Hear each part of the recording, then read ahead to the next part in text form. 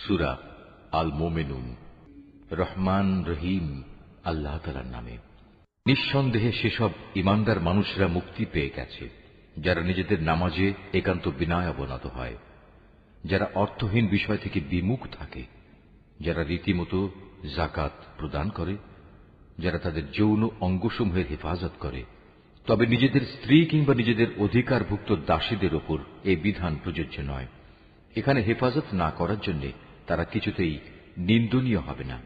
অতঃপর এ বিধিবদ্ধ উপায় ছাড়া যদি কেউ অন্য কোনো পন্থায় যৌন কামনা চরিতার্থ করতে চায়, তাহলে তারা সীমা লঙ্ঘনকারী বলে বিবেচিত হবে।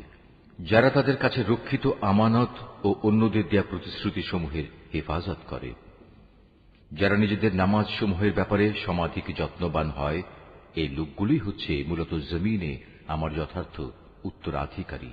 জান্নাতুল ফেরদাউসের উত্তরাধিকারও এরা পাবে, তারা সেখানে চিরকাল থাকবে। হে মানুষ, তোমরা সৃষ্টি প্রক্রিয়াটা লক্ষ্য করো। আমি মানুষকে মাটির মূল উপাদান থেকে পয়দা করেছি, অতঃপর তাকে আমি শুক্র কীট হিসেবে একটি সংরক্ষিত জায়গায় সুনির্দিষ্ট সময়ের জন্য রেখে দিয়েছি। এরপর এ শুক্রবিন্দুকে আমি এক ফোঁটা জমাট রক্তে পরিণত করি, অতঃপর এই জমাট রক্তকে মাংসপিণ্ডে পরিণত করি। কিছুদিন পর এ পিণ্ডকে অস্থি পাঁজরে পরিণত করি। তারপর এক সময় এই অস্থি পাঁজরকে গোশতের পোশাক পরিয়ে দিই।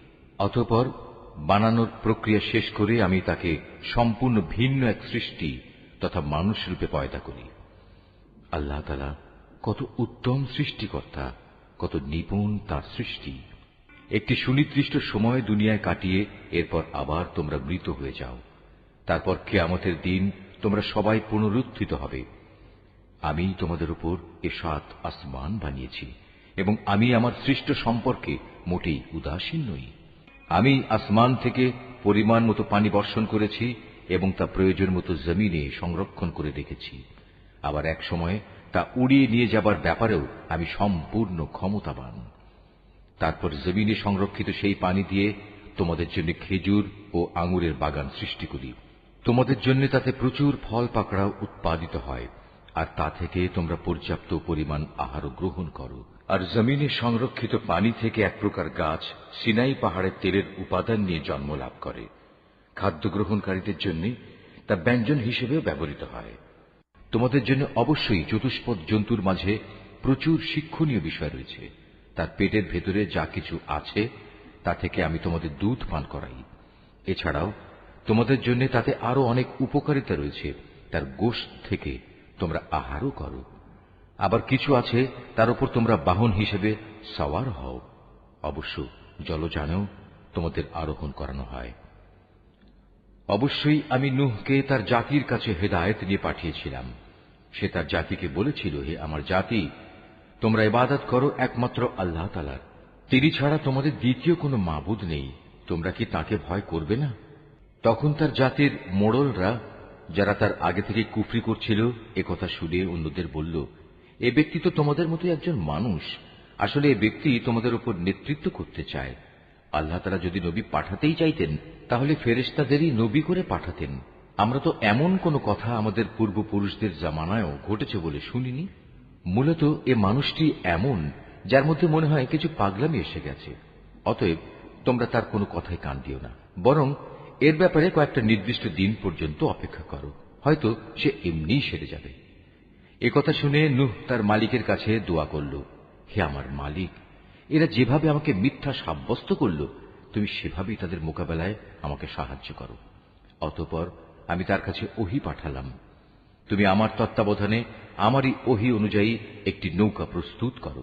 তারপর যখন আমার আযাবের আদেশ আসবে এবং জমিনের চুল্লি প্লাবিত হয়ে যাবে, তখন সব কিছু থেকে এক এক জোড়া নৌকায় উঠিয়ে নাও। তোমার পরিবার পরিজনদের উঠিয়ে নেবে, তবে তাদের মধ্যে যার ব্যাপারে আল্লাহ তাআলা সিদ্ধান্ত এসে গেছে সে ছাড়া। দেখো, যারা জুলুম করেছে তাদের ব্যাপারে আমার কাছে কোনো আরজি পেশ করো না, কেননা মহাপ্লাবনে আজ তারা নিমজ্জিত হবেই। তারপর যখন তুমি এবং তোমার সাথীরা নৌকায় আরোহণ করবে, তখন শুধু বলবে, সমস্ত প্রশংসা আল্লাহ তাআলার জন্য, যিনি আমাদের একটি অত্যাচারী জাতি থেকে উদ্ধার করেছেন। তুমি নৌকায় উঠে বলো, হে আমার মালিক, তুমি আমাকে জমিনের কোথাও বরকতের সাথে নামিয়ে দাও। একমাত্র তুমিই পারো আমাকে শান্তির সাথে কোথাও নামিয়ে দিতে। নিঃসন্দেহে এ কাহিনীর মধ্যে আমার কুদরতের নিদর্শন রয়েছে। তাছাড়া মানুষদের পরীক্ষা তো আমি সব সময়ই নিয়ে থাকি। এদের পরে আমি আর এক জাতিকে পয়দা করেছিলাম, অতঃপর তাদেরই একজনকে তাদের কাছে নবী করে পাঠিয়েছি, যার দাওয়াত ছিল, হে আমার জাতি, তোমরা এক আল্লাহ তাআলারই ইবাদত করো, তিনি ছাড়া তোমাদের আর কোনো মাবুদ নেই। তোমরা নূহের জাতির ভয়াবহ আযাব দেখেও কি সাবধান হবে না? নবীর কথা শুনে তার জাতির নেতৃস্থানীয় লোকজন, যারা আল্লাহকে অস্বীকার করেছে, মিথ্যা সাব্যস্ত করেছে, পরকালে আল্লাহ তাআলার সাথে সাক্ষাতের বিষয়টিকে, সর্বোপরি যাদের আমি দুনিয়ার জীবনে প্রচুর ভোগ সামগ্রী দিয়ে রেখেছিলাম, তারা অন্য লোকদের বলল, এ ব্যক্তিটি তোমাদের মতো মানুষ ছাড়া অন্য কিছু নয়। তোমরা যা খাও সেও তা খায়, তোমরা যা কিছু পান করো সেও তা পান করে। এমত অবস্থায় তোমরা যদি তোমাদেরই মতো একজন মানুষকে নবী মনে করে তার কথা মেনে চলো, তাহলে তোমরা অবশ্যই ক্ষতিগ্রস্ত হবে।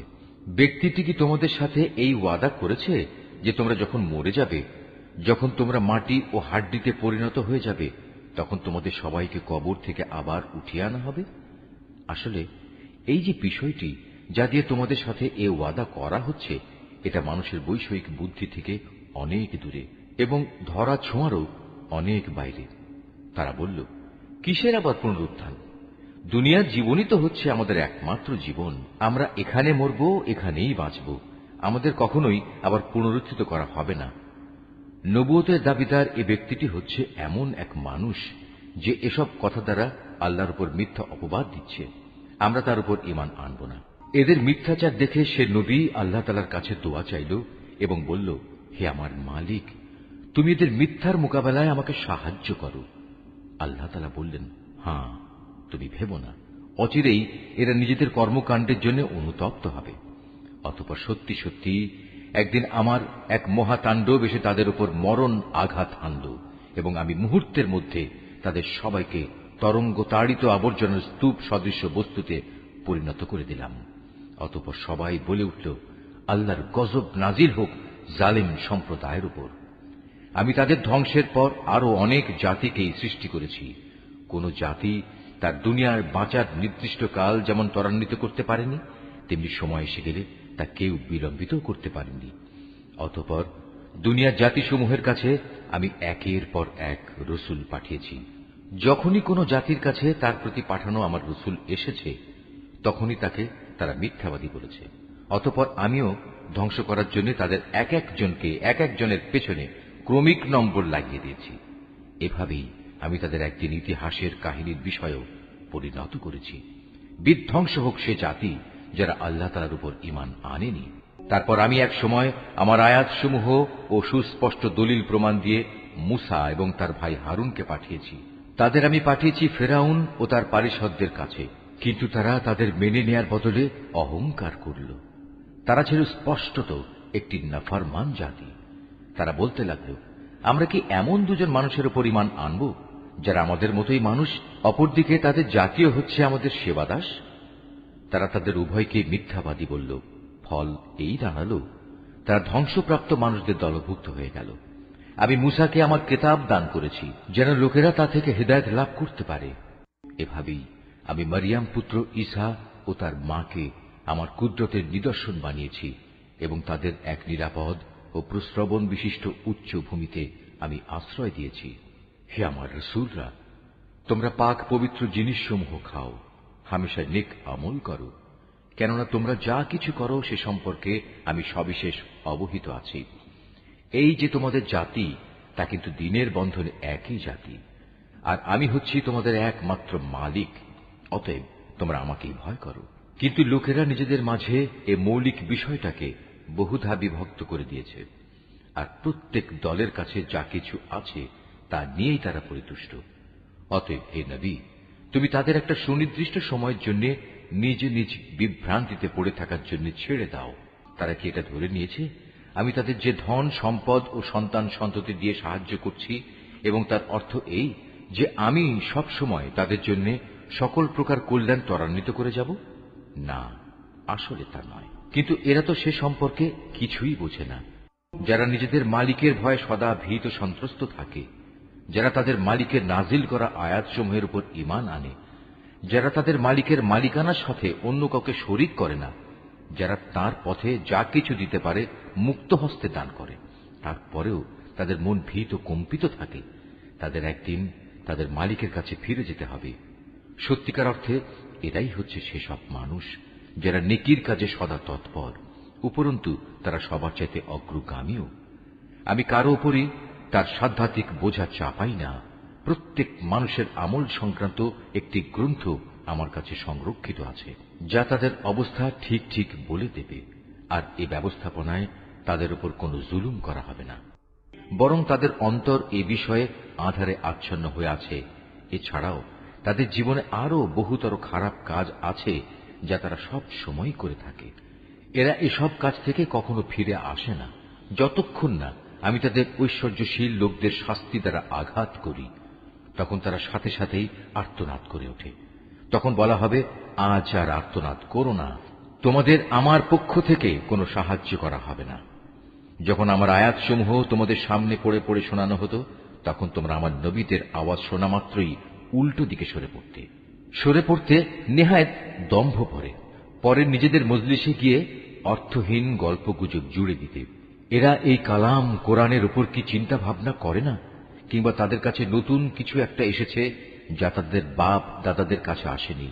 অথবা তারা কি তাদের রসুলকে চিনতে পারেনি যে জন্যে তারা তাকে অস্বীকার করছে? কিংবা তারা কি একথা বলে তার সাথে কোন রকম পাগলামি রয়েছে? বরং আসল কথা হচ্ছে, রসুল তাদের কাছে সত্য নিয়ে হাজির হয়েছে এবং তাদের অধিকাংশ লোকই এ সত্যকে অপছন্দ করে। যদি এমন হতো সত্য তাদের ইচ্ছা আকাঙ্ক্ষার অনুগামী হয়ে যেত, তাহলে আসমান সমূহ ও জমিন এবং আরো যা কিছু এই উভয়ের মাঝে আছে তার গোটা ব্যবস্থাপনা কবেই ভেঙে বিশৃঙ্খল হয়ে পড়ত। পক্ষান্তরে আমি তাদের কাছে তাদের নিজেদের কাহিনী নিয়ে এসেছি, কিন্তু আশ্চর্য, তারা এখন তাদের নিজেদের কথাবার্তা থেকেই মুখ ফিরিয়ে নিচ্ছে। হে নবী, তবে কি এরা মনে করে তুমি এদের কাছে দিন পৌঁছানোর জন্য কোন রকম পারিশ্রমিক দাবি করছো, অথচ তোমার মালিকের দেয়া পারিশ্রমিক এদের পার্থিব পারিশ্রমিকের তুলনায় অনেক উৎকৃষ্ট, আর তিনি তো হচ্ছেন সর্বোত্তম রিজিক দাতা। তুমি তো তাদের সঠিক পথের দিকেই আহ্বান করছো। অবশ্য যারা আখিরাতের উপর ঈমান আনে না, তারাই কেবল হেদায়েতের সঠিক পথ থেকে বিচ্যুত হয়ে যাচ্ছে। আজ যদি আমি এদের উপর দয়া করি এবং যে বিপদ মুসিবত তাদের উপর আপতিত হয়েছে তা যদি দূর করে দেই, তাহলেও এরা নিজেদের নাফরমানিতে শক্তভাবে বিভ্রান্ত হয়ে পড়বে। আমি এদের কঠোর আযাব দ্বারা পাকড়াও করলাম, তারপরও এরা নিজেদের মালিকের প্রতি নত হল না এবং কখনো এরা কাতর প্রার্থনাটুকু পর্যন্ত আমার কাছে পেশ করল না। অতঃপর যখন সত্যিই আমি এদের উপর কঠোর আযাবের দুয়ার খুলে দেব, তখন তুমি দেখবে এরা হতাশ হয়ে পড়ছে। হে মানুষ, তিনি আল্লাহ তাআলা, যিনি তোমাদের শোনার জন্য কান, দেখার জন্য চোখ ও চিন্তা গবেষণা করার জন্য একটি মন দিয়েছেন, কিন্তু তারা এসব দানের শুকর খুব অল্পই আদায় করে। তিনি তোমাদের সৃষ্টি করে জমিনে তোমাদের বংশ বিস্তার করে চারিদিকে ছড়িয়ে রেখেছেন। একদিন তোমাদের সবাইকে আবার তাঁর কাছেই একত্রিত করা হবে। তিনি তোমাদের জীবন দান করেন, তিনি তোমাদের মৃত্যু ঘটান। রাত দিনের আবর্তনও তাঁর ইচ্ছায় সংঘটিত হয়।